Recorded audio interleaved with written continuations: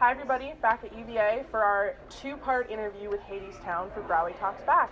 So a bunch of us just saw the show. I might have a little bit of a tear stain on my face. It was that incredible.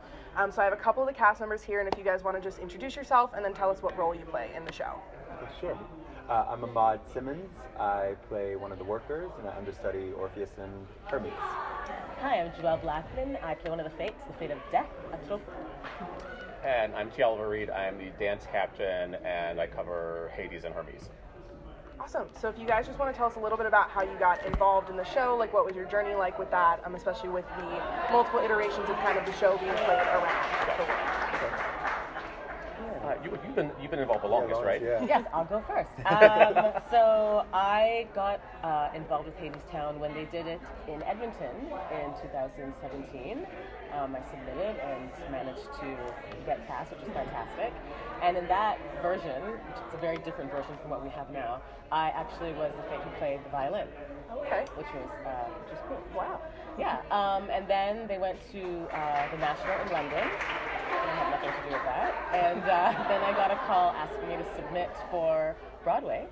And I submitted, and I got a call, and here I am playing the accordion now. Yeah. So we'll touch on that in a little bit. Yeah, I have some questions. So I'm sure. Yeah. I joined, actually, they were doing a little 2-week reading and workshop of a few of the numbers here because David, our choreographer, they had added the chorus in London.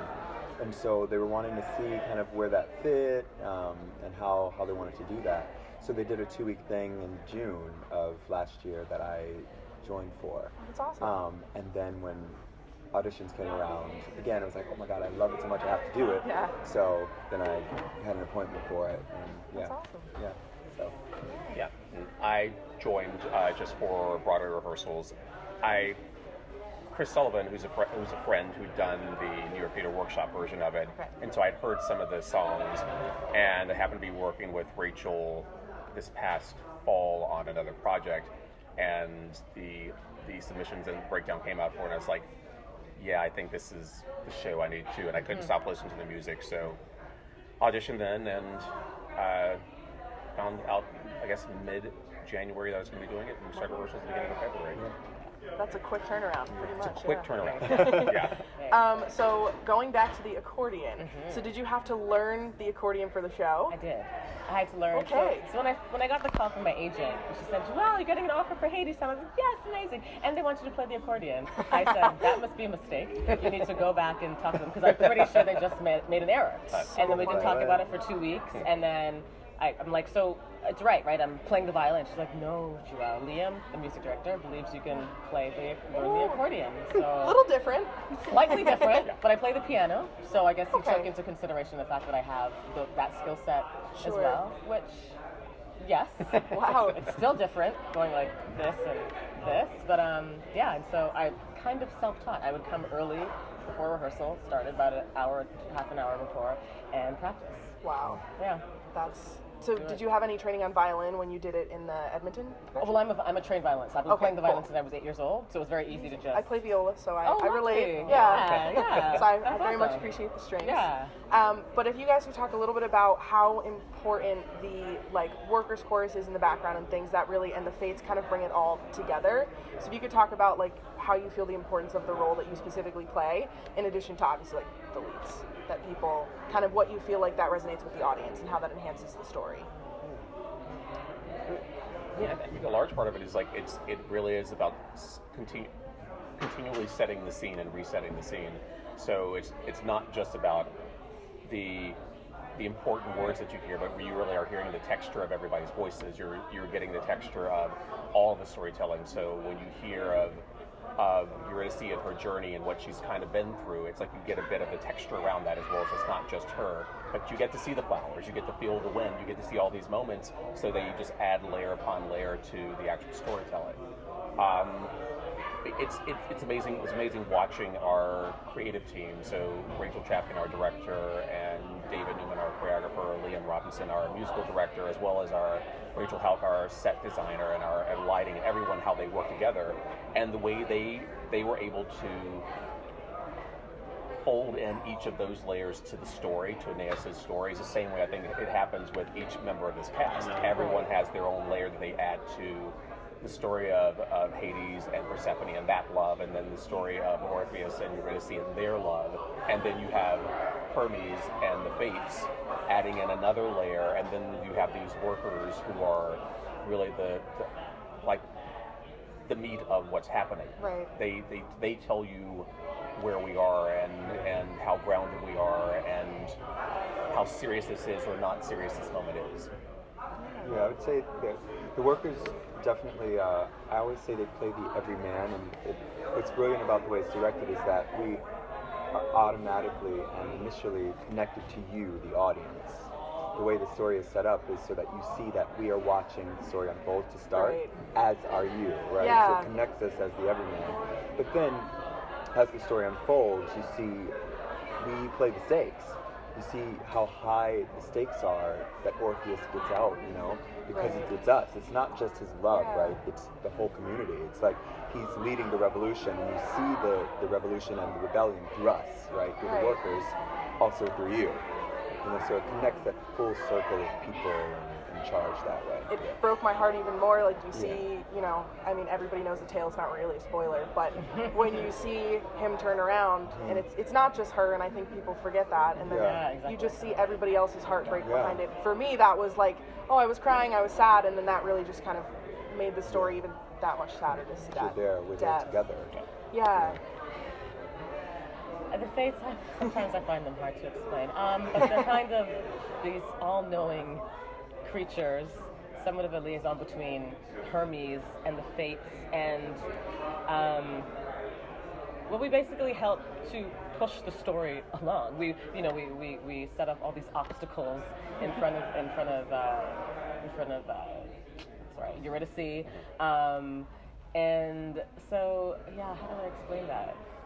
Because you need those stakes, you need those events to occur for the story to unfold. Right. So you're also exactly what he says about you at the beginning of the show. It's like they are always the voices in the back of your head, and it's the question of, are you listening to those voices, or are you not listening to it? Are you going with your heart? And they're there the entire time, whether they're actually saying anything or not. They're there the entire time. Yeah. The head versus the heart. Yeah. Exactly. That's a really good way to put it. It's my pleasure. So, Take it, run with it. as most people have probably seen, Hadestown has gotten 14 Tony nominations, which is incredible. Congratulations to all of you. Can you talk a little bit about what learning about that was like, and then kind of the experience now leading up, since we're just about a week or two away from the Tonys actually happening? Exciting. Yeah. As much as we say we don't do it for it, there's nothing better than people valuing what you do. Right. It doesn't make coming to work different, because you're going to come to work and you're going to enjoy what you do. There's a little bit of a buzz there that says this is affecting the community, and we have a place in the Broadway community and universally, and that just feels good. Yeah. It's like, and there's cake. You know what I mean? Like you get exactly. cake And a sold-out house every night. it feels good. Yeah, it's so special just for me. These two are Broadway vets. And Yes. this was my debut. So to come into a show like this, to have this kind of experience, like I've always dreamed of being on Broadway, but I could have never imagined that this would be my experience in a show that's so highly regarded, and a show that I love, to do, that I enjoy performing, that everybody wants to see. It's so special. Like, I don't take it for granted at all. Yeah. Can you talk a little bit about the concept of the legacy robe, and then what it's like to get the legacy robe? Speaking of lots of credits. And to get it more than one. Careful. So silly. The legacy robe. It's hard to talk about it without mentioning the original name. The original name was the Gypsy Robe, and it was a robe that went from a chorus or ensemble member in a musical opening that season, usually the person who has the most credits in a chorus. And over the last year, they changed it to the legacy robe because there were some issues, and as we are being more aware of people's feelings and what certain words, what our words mean to people when we say them, they changed the name of the robe. So, but it really is, it's it in a lot of ways it just means you're old, which is great, but it also means you've been around long enough and you've been in enough shows that it's a beautiful way that the community shows some respect and honors at least one company member in every show.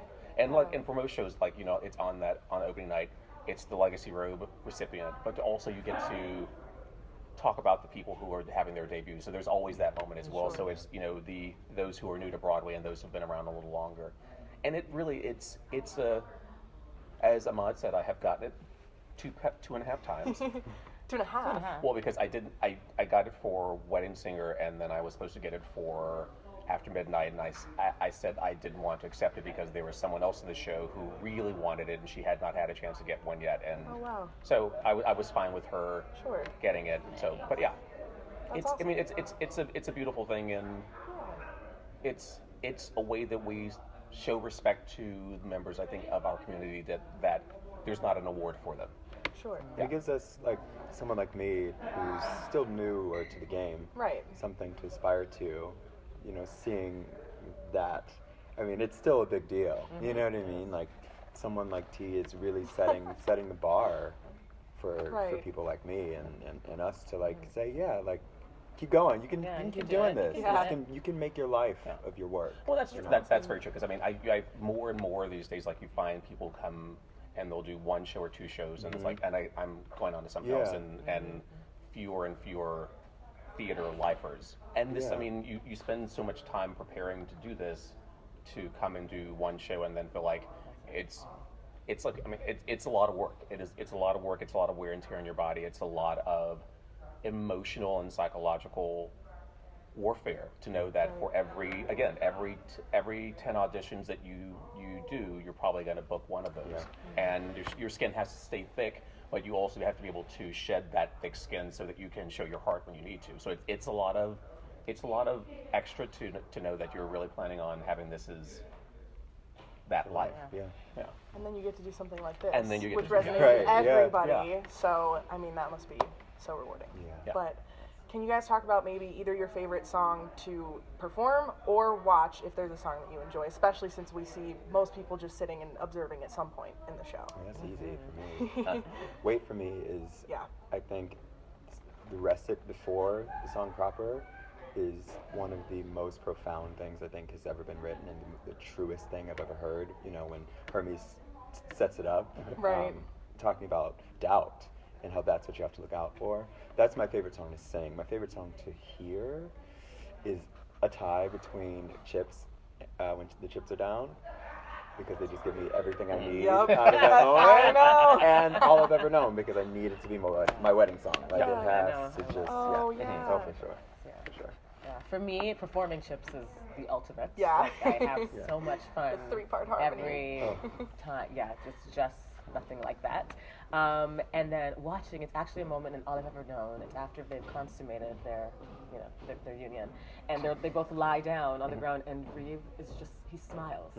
It is the sweetest thing I've ever, just looking up, like they're looking up at the stars and smiling, and it's the sweetest thing I think I've ever seen. Every night I look for that. I love that part. I mean, you could look at Reid on stage and you're like, is he like as old as he is, or is he like 15? I know. Like, the smile is That's what I just mean. He's so youthful. And he really is. Yes, stunning. All of the moments are my favorites. I mean, There you go. honestly, because I mean, I feel like I could. This is one of those cast recordings, that initial one they did, and the one that's coming out on June 7th.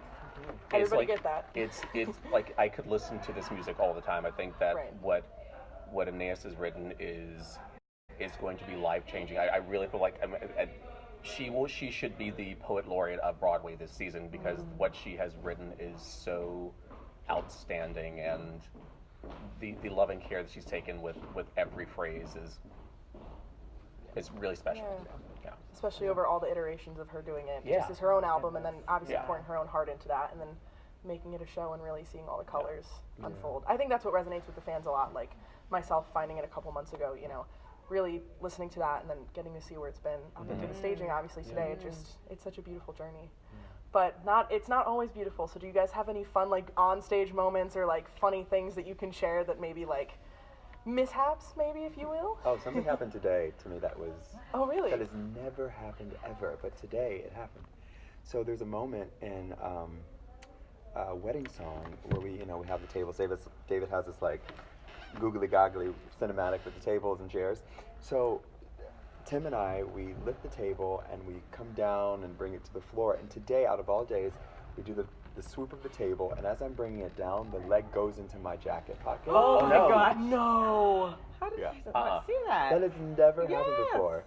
But So it went boom into my jacket pocket. I did and you just recovered. extra swoop, and he just went with me. An extra swoop, and It must have been so smooth because like we were so close, and I don't think any of us would have noticed that. That has never happened to me. Well, that's it, because I was watching. I didn't notice it at all, and I was watching only because Evil was. I'm watching for where people are actually on their numbers. She wasn't on zero, so I was like, she's on zero. I'm looking at that, but I didn't notice you. Yeah. Oh my God. Smooth. Nobody noticed. Nobody noticed. That was great. No one noticed. There was one time in Doubt where the elevator, so at the very end, we're up and it's supposed to go down so the Fates can go up onto the stairs and back to their little landing area there. One day it did not go down. So we're standing up there with Eurydice, and we're standing there. What did we do? Did Eurydice get down? Or did she get off? I don't remember. But we were up there for maybe it felt like 2 minutes, which can be a long time in theater. But it was kind of cool because we all somehow managed to turn and then just face Reid and just hope that we would eventually go down, and then which eventually did happen. We were all kind of together and just decided, okay, we're gonna face upstage and just look at Reid, and then eventually we went down and we made the exit. But it was kind of it was special. And then Eva actually didn't go all the way down. Eva had to just exit. She just stage walked right. off, Yeah. And if you can just speak, obviously these are students back at UVA, but other people may be watching this too. So really, any advice you have to anyone in theater who's around our age, 20, 21, just starting in the world, or maybe to people who are on the career path that isn't theater and they want to switch, any advice you have for those people? I always say, I do a lot of mentoring actually to kids coming from college, going out, or kids going from high school to college. It's like my favorite thing to do, more than performing actually. And I always tell my kids, research. Do your research. The more you see and read and know about everything, the better. You have to be well read. And I don't just mean books. Right. You can't cast your net out and say, I want to do musical theater, and then that's it, right? Without knowing what it entails. How to manage an 8-show week mentally, right? Not just physically. Like, there's so much that goes into every career, but this one's tough. Yeah. And people don't realize that it's not just the Tony Awards, and that it's not just you're having fun and you get to be on stage. Like, so I would say do your research and know the directors, know the writers, know their work, right? So you know what kind of movement you like, what kind of shows you like, so you don't just cast yourself out there for nothing. But remember, you're auditioning them as well. Is this a good place for you?